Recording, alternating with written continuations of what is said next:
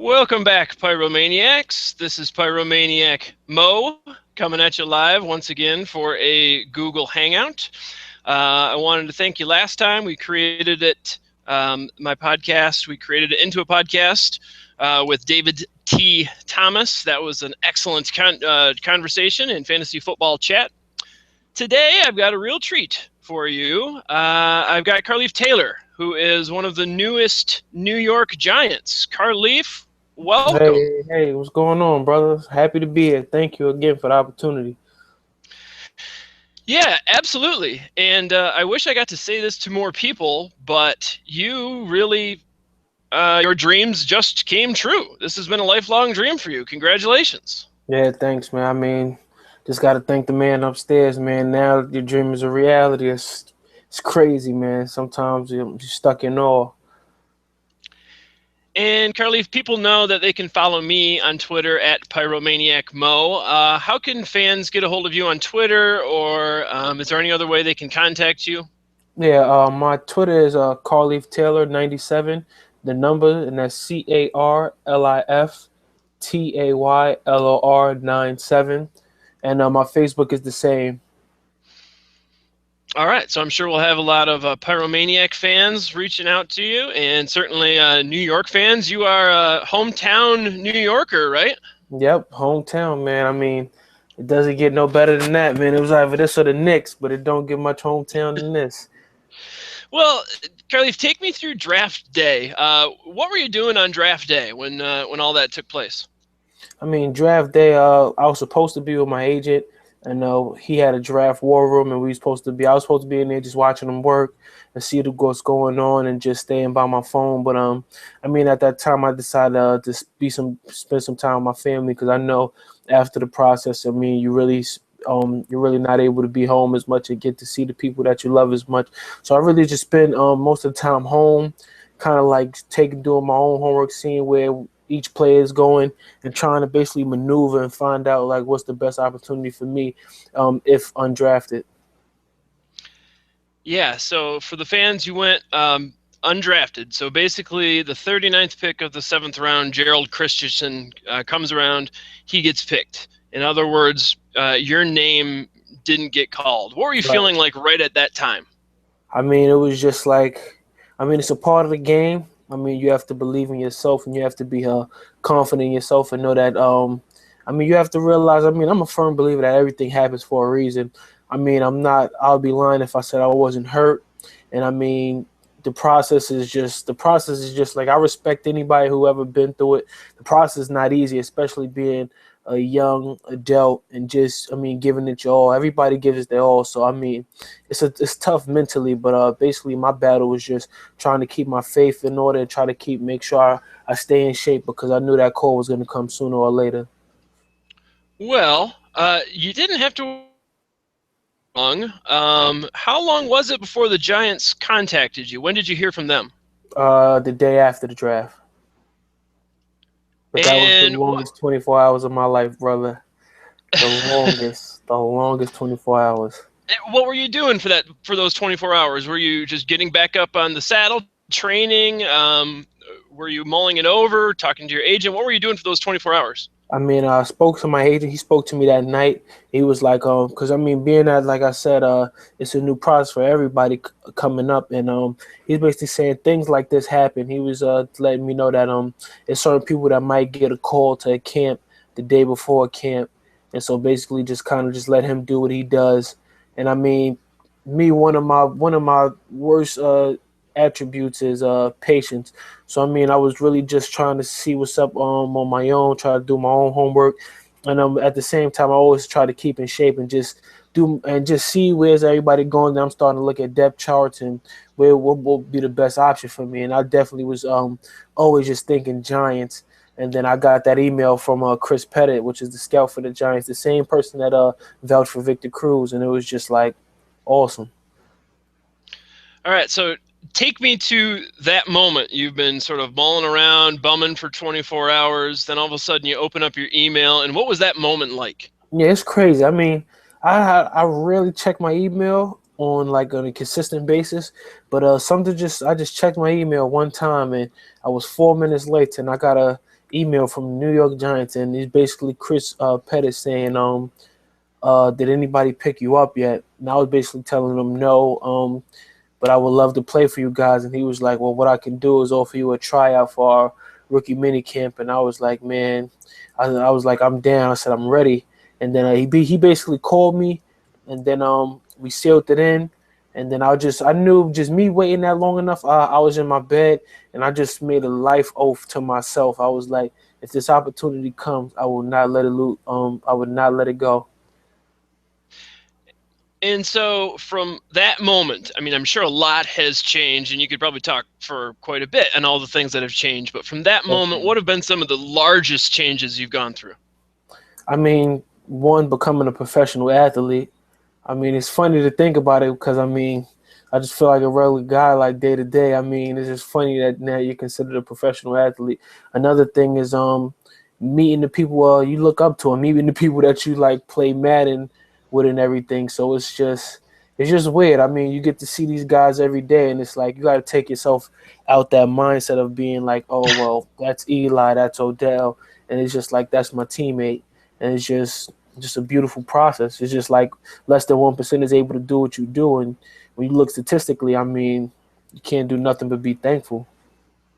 Yeah, like I said, I wish I could say this to more people, but congratulations on having your dream come true. Um, Aside from trying not to ask Eli and some of the bigger guys for their autographs and whatnot, what's been some big adjustments for you?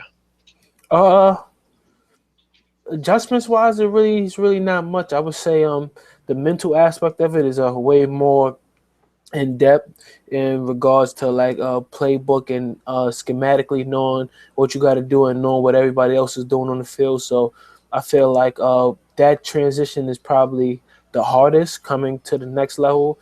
But I mean, everybody has talent here, and it's just mainly just your effort, your durability, and basically your endurance to keep it going.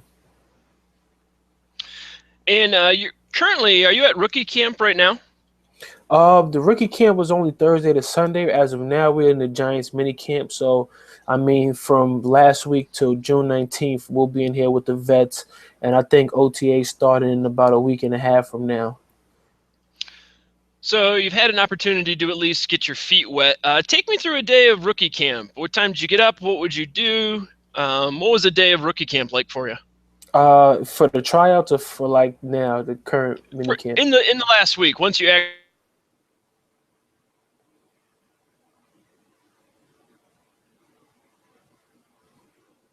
Hello?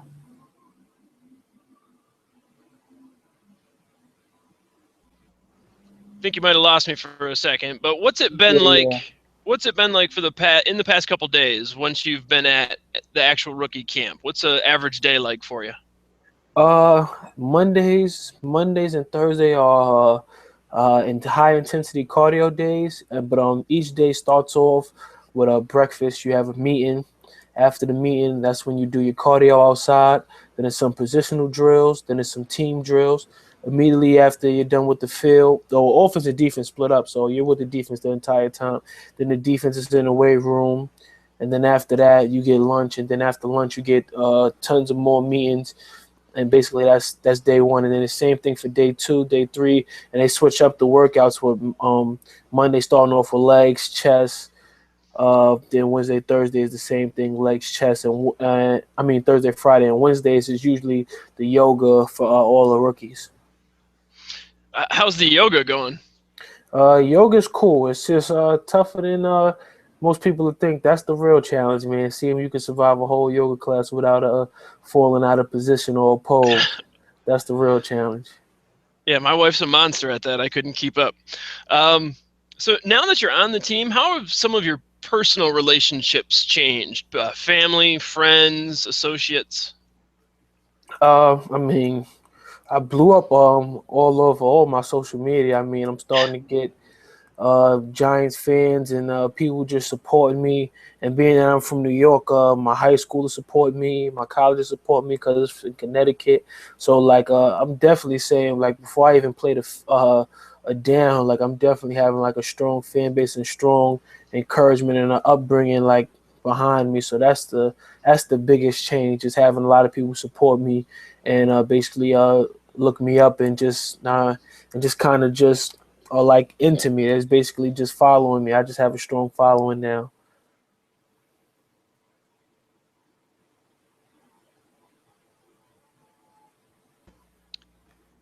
And you seem like a good kid from a decent upbringing. You got your head on straight.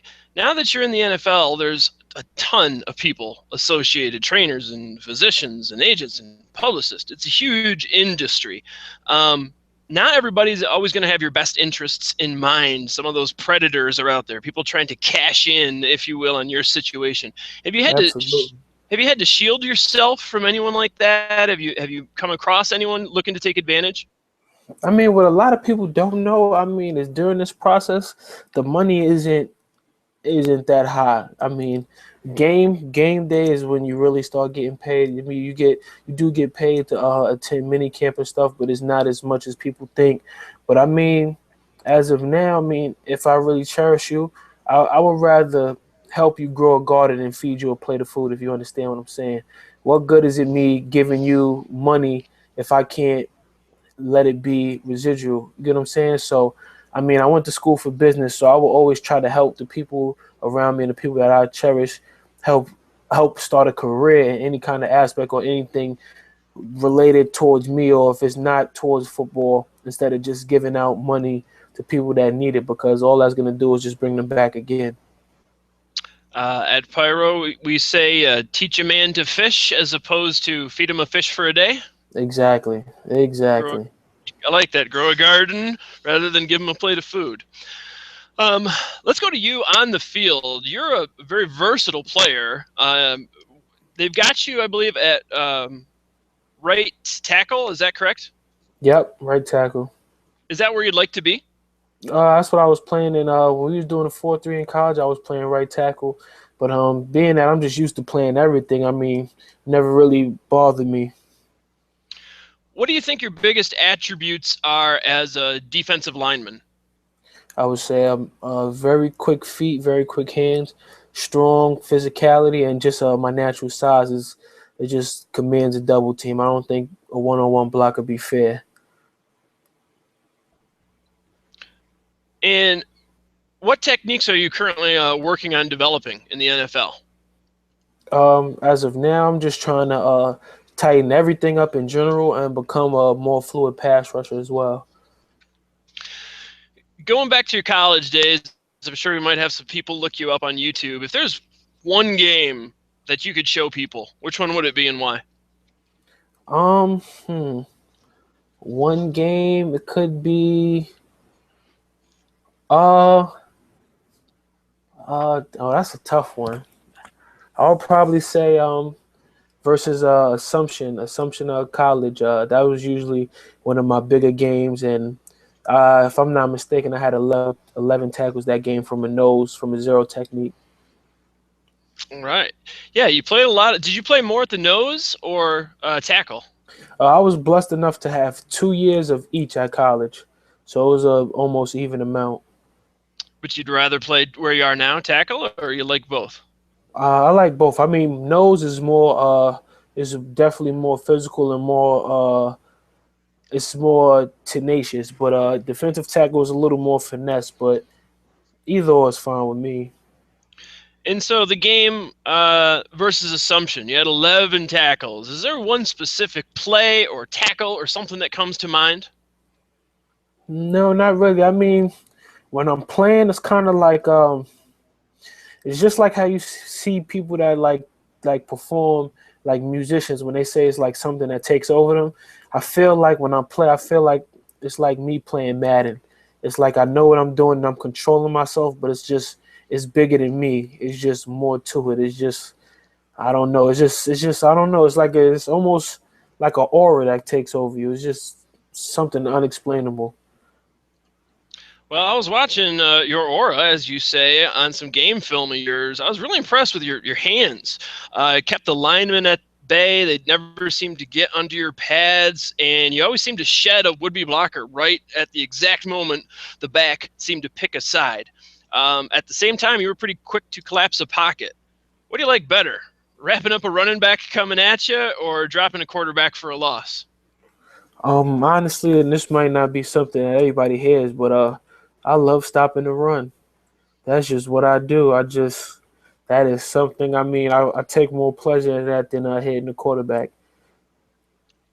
And when you say stopping the run, sometimes on the line, you got to just absorb offensive linemen, correct? And let your backer get the guy? Do you want to take up as many offensive men as you can or be the guy to wrap them up? I mean, at the end of the day, as long as it get us the win, I'll take on all five if needed. I mean, it's really not. I'm really not a stats guy. I just like to do my job, and if I could do extra, which is make the play, then that's what I do. But if I got a great linebacker behind me, then why not let him go full speed in that hole? Now that you've reached the pinnacle, Carlif, you've made it to the NFL. Your dreams come true.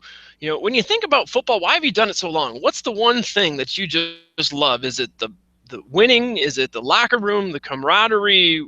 What is it that drives you? I mean, it's a little bit of everything, but it's just the love of the game. You just love everything about it, man.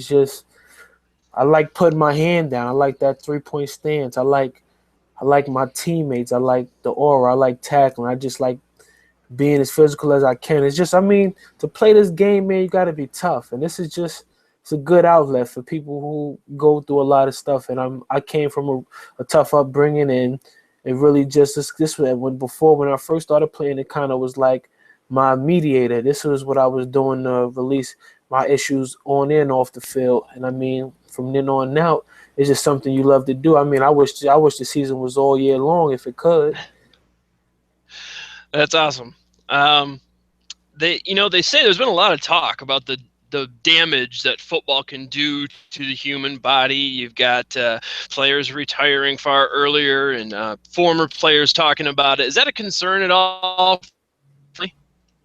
No, I mean, I play the game, and I mean, now that I mean, we're blessed with the science we have today to really know about your body a little more and take care of yourself. But I mean, you could hurt yourself. You could hurt yourself walking across the street.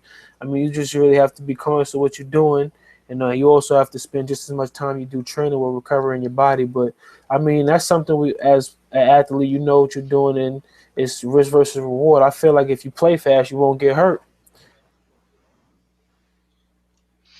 And have you been talking to any of the other guys to take advantage of the science? Have you been doing anything new to take care of your body? I mean, I don't know, dietary, new stretches, yoga. I mean, manicures. Have you been doing anything new since you got to New York? I mean, the between having us doing yoga once a week was a real. I feel like that'd be a real good thing for the body. I mean, we have access to top-notch trainers and hot tub, cold tub, steam room, saunas. So it's a lot of things we could take full advantage of. And if any kind of kinks and things we have, there's just people you could talk to that are elite at what they do, who can always help you. So I mean, between that and just speaking to the older vets and stuff in the locker room, I mean, the world is yours. I feel like it almost feels like a cheat code because me coming from a smaller school, I'm not really used to this kind of treatment. So it's just like it's really amazing. Carlif, I really appreciate the time. Once again, he is Carlif Taylor. He can be found on Twitter at CarlifTaylor97. I got one last question for you, Carlif. No problem. What has football given you? Are you a better person because you play football? Absolutely. Football gave me everything. It gave me a discipline, integrity, pride. It gave me leadership skills.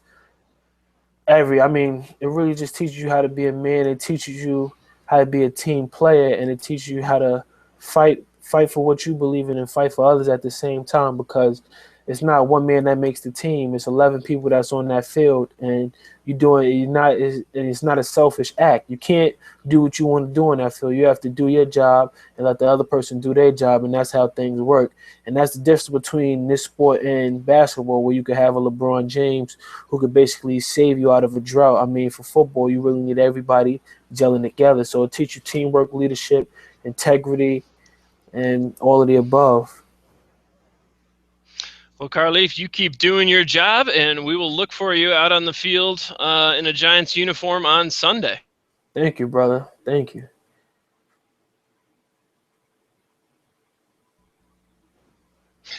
Once again, Carlif Taylor. Carlif, is there any last parting words we might have cut out there at the last bit? But anything else you want to say? And like I said, congratulations, and we'll look for you on Sundays, and all the best. I appreciate you, man. I just want to say thanks again for the opportunity, and I have fun. And thanks to everybody that's watching, man. I mean, keep rooting, man. Giants pride, man. Shout outs to all the G men out there, man. We here to win. All right, Carlif Taylor. God bless. All right, Thank you God very bless you, brother. much. All right, take care. Ladies and gentlemen, that was Carlif Taylor, one of the newest New York Giants. We'll be pulling for him. Hopefully we can see him on the field come Sunday. I'm sure we can even check back in with him and see how training camp is progressing. As always, this has been a Football Talk. I'm PyromaniacMo. You can follow me at PyromaniacMo on Twitter. That's PYROMANIACMO.